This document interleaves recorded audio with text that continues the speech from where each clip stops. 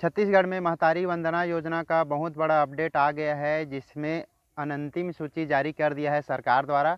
और इस सूची के माध्यम से आप अपने पात्र है या अपात्र है ये चेक कर सकते हैं। और ध्यान दीजिए, ये अंतिम सूची नहीं है, अनंतिम सूची है, जिसमें केवल पात्र और अपात्र को बताया गया है। अभी अंतिम सूची आना बाकी है। तो आप चाहो तो आंगनबाड़ी में जा कर के पता कर सकते हो या फिर अपने मोबाइल से चेक कर सकते हो। तो चलिए बताते हैं मोबाइल से कैसे चेक करना है। तो सबसे पहले आप अपने ब्राउज़र में चले जाएंगे।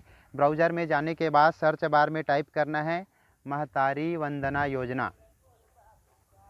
महतारी वंदना योजना लिखने के बाद हमें सर्च कर देना है।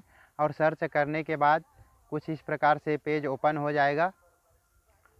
तो पहले नंबर के ऑप्शन को हमें टच करना है, जिसमें सीजी स्टेट महतारी वंदन योजना लिखा हुआ है। इसको टच करेंगे तो इस प्रकार से पेज ओपन हो जाएगा, जिसमें 3 डॉट दिया है ऊपर में, देख सकते हैं। इसी 3 डॉट को हमें टच करना है। जब 3 डॉट को हम टच करेंगे तो हमारे सामने बहुत से ऑप्शन आ जाएंगे, जिसमें मुख्य पृष्ठ, आवेदन की स्थिति, अनंतिम सूची है। तीसरे नंबर पे जो ऑप्शन है अनंतिम सूची, हमें इसी ऑप्शन को टच करना है। इसी ऑप्शन के माध्यम से हमें पता चलेगा। तो चलिए हम अनंतिम सूची को टच करते हैं। और जैसे ही हम इसे टच करेंगे तो देख सकते हैं हमारे सामने इस प्रकार से वो पेज ओपन होगा, जिसमें पूरी जानकारी फिल करना पड़ेगा हमें। तो चलिए हम अपने जो भी जानकारी है सही सही डालते हैं। ध्यान दीजिएगा, जानकारी सही सही डालना है। सबसे पहले ज़िला का नाम डालना है, आप जिस ज़िले से आते हैं।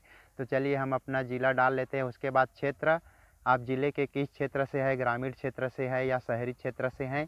तो हम ग्रामीण क्षेत्र से आते हैं, तो चलिए हम ग्रामीण डाल देते हैं। उसके बाद आप किस ब्लॉक के अंतर्गत आते हैं वो डालना है।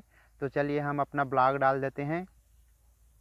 ब्लॉक डालने के बाद परियोजना, आप जिस ब्लॉक के जिस परियोजना में आते हैं उस परियोजना को यहाँ पर फिल करना है।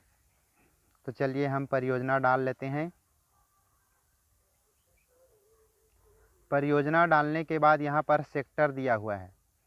अब उस परियोजना के अंतर्गत बहुत से सेक्टर है, तो आप देख लेंगे जिस सेक्टर में आते होंगे उस सेक्टर को आप चयन कर लेंगे।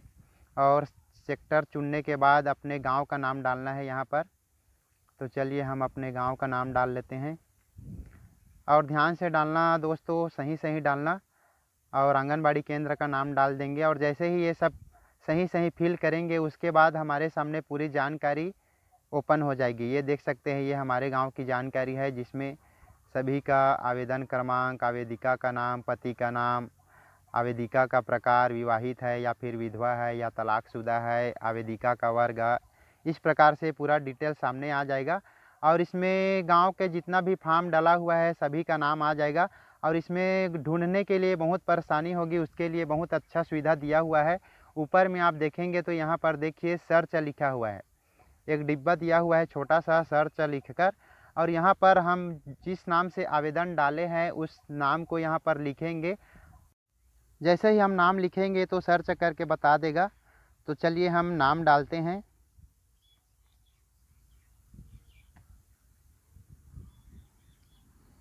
ये देखिए, जैसे ही हमने नाम लिखा तो यहाँ पर जितना भी उस नाम से फॉर्म डाला हुआ है सभी का जानकारी यहाँ पर आ गया है। 2 फॉर्म डाला है इस नाम से। तो आप जो भी नाम डालेंगे उसे यहाँ पर लिख करके आसानी से सर्च कर सकते हैं। और यदि आपका नाम लिस्ट में होगा तो यहाँ पर ज़रूर आ जाएगा। और यदि आपका नाम सर्च बार में लिखने पर नहीं आ रहा है और पेज में भी देखने पर नहीं मिल रहा है, तो आप आंगनबाड़ी में जा कर के उसको पता कर सकते हैं या फिर नया फॉर्म डाल सकते हैं। इसीलिए अभी दावा आपत्ति कर सकते हैं कि अनंतिम सूची में आपका नाम है कि नहीं है, या फिर सूची में नाम है लेकिन अगर उस नाम में कुछ गलती है या कुछ मिस्टेक हुआ है तो आप उसे भी जा कर के सुधरवा सकते हो। तो देख सकते हैं यहाँ पर हम दूसरा नाम डाले हैं और इस नाम से जो भी मिलता जुलता नाम है सभी का नाम सामने पर आ गया है। जितना भी नाम है उस नाम से सभी का जानकारी सामने में आ जाता है।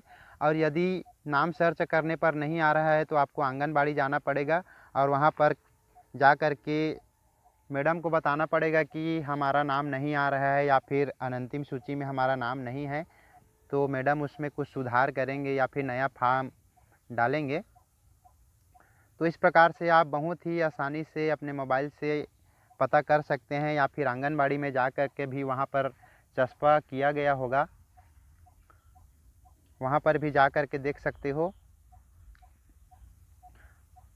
और अगर कुछ गलती हुआ है तो 2-3 दिन के अंदर ही उसे सुधरवा लीजिए, क्योंकि दवा पत्ती करने के लिए 3-4 दिन से ज़्यादा समय नहीं दिया जाएगा। तो इस प्रकार से आप बहुत ही आसानी से मोबाइल से चेक कर सकते हैं।